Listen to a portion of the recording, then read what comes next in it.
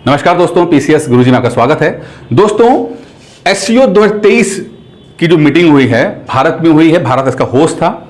एक virtual meeting हुई है और इसके ऊपर बहुत ही महत्वपूर्ण टॉपिक पॉइंट्स पे डिस्कशन किया गया। ये जो पॉइंट्स हैं एग्जाम्स में, यूपी पीसीएस एग्जाम्स में डायरेक्टली आपसे पूछे जा सकते हैं।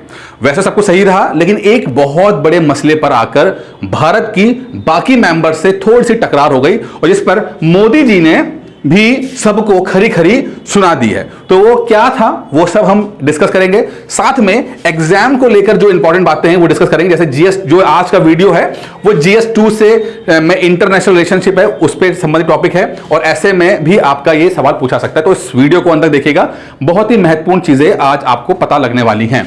स्टार्ट करने से पहले दोस्तों छोटी सी इंफॉर्मेशन है कोर्स के बारे में। 17 मंथ्स का एक ऑनलाइन कोर्स हम आपको दे रहे हैं यूपी पीसीएस 2024 के लिए।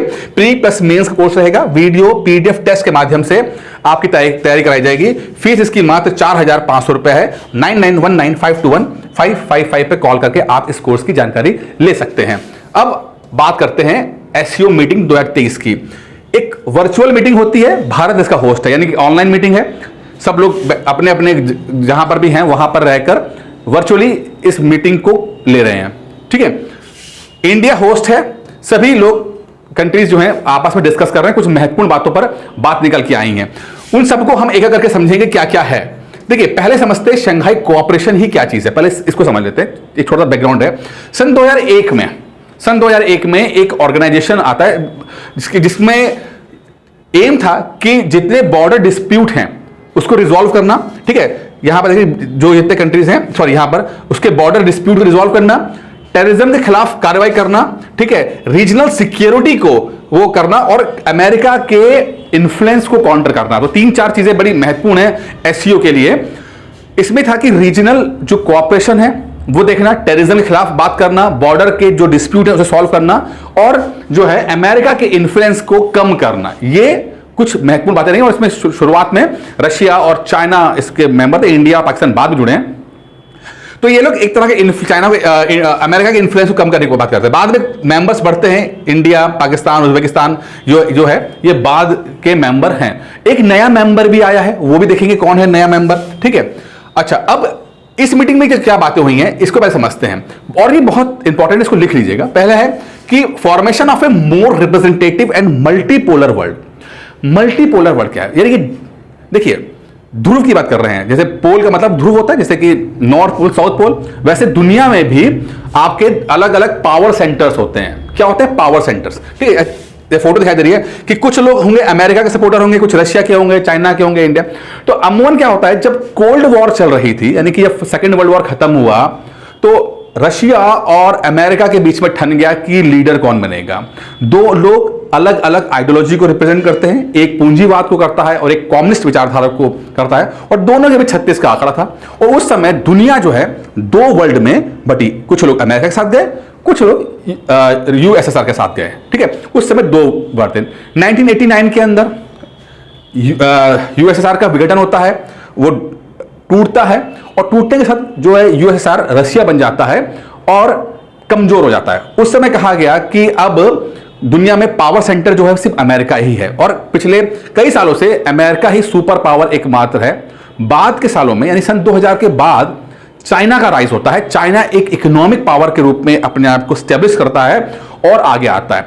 आज के टाइम पर देखते हैं तो चाइना इकोनॉमिकल पावर तो है, बहुत स्ट्रांग पावर है, बट मिलिट्री वाइज जो है वो इतना पावरफुल नहीं है।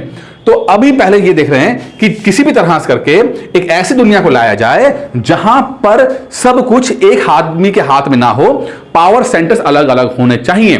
तो सिर्फ कहने का मतलब यह कि अमेरिका के इन्फ्लुएंस को तोड़कर और भी लोग निकाले जाएं, जैसे कि और भी ग्रुप बने जहां पर चीजों को बैलेंस किया जाए। मल्टीपोलर वर्ल्ड की बात कर रहे हैं, कौन कहां जाएगा अलग बात है, लेकिन किसी एक की तानाशाही या दादागिरी को रोकने की बात जो है वो की गई है। अब दूसरी बात जो बोली गई है, जो मैंने अब कहा कि ईरान को इसमें ज्वाइन कर लिया गया, यानी कि अब भारत, पाकिस्तान, उज्बेकिस्तान के बाद जो ऐड हुआ मेंबर है वो ईरान इसमें ऐड हो गया। तो ईरान जो है वो नया मेंबर बनेगा, ये बात इस मीटिंग में हो गई है। ठीक है, तो अब धीरे धीरे एससीओ का एक मतलब रेंज बढ़ रहा है। और अब एक देखिए, बड़ी इंटरेस्टिंग बात देखिए, रशिया, चाइना, ईरान और पाकिस्तान कहीं ना कहीं एक ग्रुप बन रहा है जो कि एंटी यूएसए है। अब इसमें सिर्फ इंडिया जो है वो थोड़ा सा अलग है, और थोड़ा सा इंडिया की अपनी पॉइंट ऑफ व्यू है एससीओ ज्वाइन करने की, कि वो चाहता था कि सेंट्रल एशिया के अंदर इंडिया की पहुंच हो पाए। ठीक है, तो इंडिया उसमें कोशिश कर रहा है। दूसरी बात है कि आप देखो एससीओ जो है वो इस तरह से मोल्ड हो रहा है कि एक तरह से अमेरिका के खिलाफ वो एक लॉबिंग करता हुआ एक ग्रुप बना रहा है, उसमें ईरान को जोड़ना इस तरह का इंडिकेशन है कि एक ग्रुप जो है वो बन रहा है। अब आगे क्या भविष्य में क्या होगा ये वक्त बताएगा, लेकिन फिलहाल इस मीटिंग में एससीओ में ईरान को इसमें इन्वॉल्व कर लिया गया है। अच्छा, अब जो अगली बात बोली गई है टेररिज्म के खिलाफ। अब मोदी जी ने बिना नाम लिए, ठीक है, बिना नाम लिए बोला है कि जो हम लोगों ने दोगलापन किया हुआ है टेररिज्म के खिलाफ, ठीक है, उसको हमें खत्म करना पड़ेगा और कोशिश करनी पड़ेगी जो रीजन के अंदर हम जो है वो टेररिज्म खत्म करें, क्योंकि टेररिज्म जो है बहुत बड़ा मुद्दा है और कई कंट्रीज से जुड़े हुए हैं, लेकिन हमें मिलकर करना, सिर्फ बोलना नहीं कुछ करना भी है। अच्छा, इंडिया चाहता है कि जो पाकिस्तान के अंदर जो अड्डे हैं, टेररिस्ट अड्डे, उस पर कार्रवाई हो, कुछ दबाव पड़े, लेकिन कहीं ना कहीं चाइना जो है वो पाकिस्तान को प्रोटेक्ट कर रहा है इस चीज को लेकर।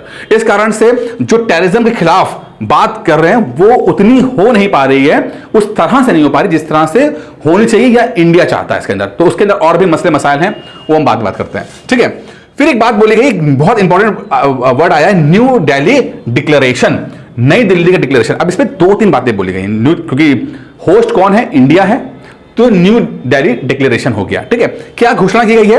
पहले बोला है कि मेंबर कंट्रीज के बीच में ईज ऑफ डूइंग बिजनेस होना, यानी कि कम्युनिकेशन बहुत अच्छा होना चाहिए, इंटरेक्शन अच्छा होना चाहिए। अगर कोई बिजनेस करना चाहे, व्यापार करना चाहे, तो उसके लिए ईज ऑफ डूइंग बिजनेस हो कि कोई इतना ज्यादा परेशानी ना हो कि वो व्यापार ना कर पाए, तो ईज ऑफ डूइंग बिजनेस हो जिससे कि पूरे के पूरे रीजन को फायदा मिले। पहली चीज तो ये होगी।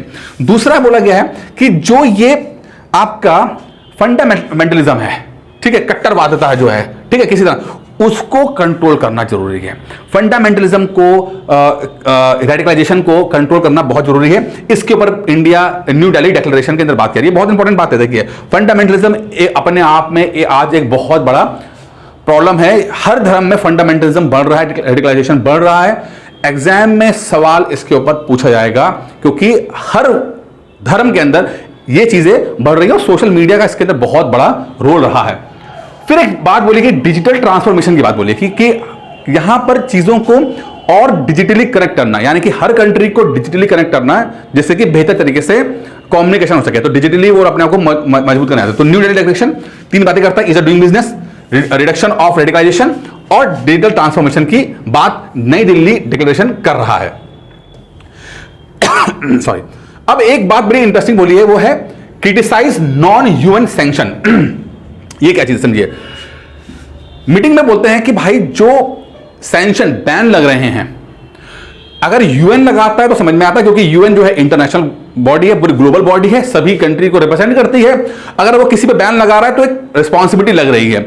लेकिन कभी कभी क्या होता है कि यूएन को किनारे करके अमेरिका बैन लगा देता है, और चाइना हो, सॉरी ईरान हो या रशिया हो, इस पर बैन लगा रखा है अमेरिका ने। यूक्रेन वॉर हुआ तो बैन लगा दिया, ईरान ने बैन लगा दिया। तो कहना कि भाई आप कौन होते हो, यूएन तो नहीं कर रहा है ना, तो यूएन नहीं कर रहा है तो आप अमेरिका ने क्यों बैन कर दिया, ऐसी बात क्रिटिसाइज कर रहा है इस एससीओ की मीटिंग में कि इस तरह के बैनों को, इस तरह के सैंक्शंस को हमें खत्म करना है, क्योंकि ये फिर वही बात शो कर रहा है कि दादागिरी वाली बात कर रहा है, यानी कि एक ही वर्ल्ड है, सिंगल मोनोपोलराइजेशन की बात कर रहा है, क्योंकि सुपर पावर कोई है नहीं अमेरिका को टक्कर देने वाली, तो अमेरिका जो चाह रहा है वो इस समय कर रहा है। तो इस चीज को खत्म करने के लिए बात वो बोली जा रही है। तो incompatible with the principles of international laws, यानी कि इस तरह के सैंक्शंस जो हैं वो इंटरनेशनल लॉज के खिलाफ हैं, तो इस तरह की चीजों को खत्म करना चाहिए। फिर बात बोली जा रही है कि नेशनल करेंसी बनाते हैं हम लोग, नेशनल करेंसी बनाते हैं। क्या बोलते हैं, एससीओ मेंबर जो हैं वो एग्री कर गए हैं कि जो पेमेंट होंगे वो इस तरह से होना चाहिए कि डॉलर पे डिपेंडेंसी खत्म हो जाए, डी डॉलराइजेशन कर दिया जाए। यानी कि हर कंट्री चाहती है कि अमेरिका के चुंगल से निकलना, कि अमेरिका के डॉलर से निकलना। इसके लिए नेशनलाइजेशन, नेशनल करेंसी की बात कर रहे हैं कि डॉलर पे डिपेंडेंसी कम हो जाए। इसलिए व्यापार भी आजकल होते हैं तो वो रुपी में हो रहे हैं या दूसरे माध्यम से हो रहे हैं। रशिया से इंडिया ने तेल लिया, तेल इंडिया ने लिया और रुपी में पेमेंट कर दिया, चाइना ने युआन में पेमेंट कर दिया। ठीक है, तो कहीं ना कहीं डॉलर का जो इन्फ्लुएंस है, ठीक है, उसको कम करने की बात की जा रही है यहां पर। ठीक है, अब एक बात पे सब एग्री करते हैं, वो है अफगानिस्तान का मैटर। बोलते हैं कि अफगानिस्तान के मैटर को सॉल्व करना चाहिए। अब यहां पे देखो कि चाइना हो, इंडिया हो, पाकिस्तान हो, ईरान हो, तुर्कमेनिस्तान, उज्बेकिस्तान, ये सब रशिया ऊपर है, इस सब के इर्द गिर्द अफगानिस्तान घूम रहा है। तो अफगानिस्तान एक इंपॉर्टेंट सेंटर है, ठीक है, बहुत इंपॉर्टेंट रीजन है तो इसके ऊपर बात की गई है कि अफगानिस्तान में शांति हो, एक स्टेबिलिटी आए वहां पर। इसके ऊपर एससीओ के सारे मेंबर जो हैं वो एग्री कर गए, ठीक है। अब बात आती है सबसे इंपॉर्टेंट, जहां जो विवाद का हिस्सा बना, वो है belt and road initiative, BRI, belt and road initiative. क्या है ये बेल्ट और रोड इनिशिएटिव? देखिए, ये न्यू टाइप का इंपीरियलिज्म है, साम्राज्यवाद है, नए तरीके का, चाइना द्वारा इजाद किया गया। इसने ये बोलता है कि डेवलपमेंट के प्रोजेक्ट्स के बहाने दूसरे देशों पे कंट्रोल करना। इसका पहला फेज क्या है? पहला यह है कि किसी कंट्री के पास जाना और बोलना कि ऐसा है, हम आपके लिए सड़क बना देंगे, हम आपके लिए एयरपोर्ट बना देंगे, हम आपके लिए बंदरगाह बना देंगे, हम आपके लिए पुल बना देंगे, इसके बदले में आप हमसे लोन ले लो, ठीक है। चाइना जो है वो लोन दे देता है, ठीक है, और लोन दे देता है एक हाई इंटरेस्ट के ऊपर, और उनके लिए जो पोर्ट बन रहे हैं, एयरपोर्ट बन रहे हैं या सड़क बन रही है, बनाने वाले कौन है? चाइना की कंपनी। रॉ मटेरियल किसका लगेगा? चाइना का लगेगा। और ये लोग जो हैं पेमेंट चाइना को करेंगे हाई रेट ऑफ इंटरेस्ट के अंदर, ठीक है। अब जब ये बन जाते हैं तो ये कभी कभी फेल हो जाते हैं, कभी कभी काम नहीं करते। भाई हमें उम्मीद थी कि यहां से इतना पैसा निकाल पाएंगे, उतना नहीं निकाल पाए, तो अभी कॉस्ट नहीं निकाल पाते। जब कॉस्ट नहीं निकाल पाते तो सारा बर्डन सरकार के ऊपर आता है।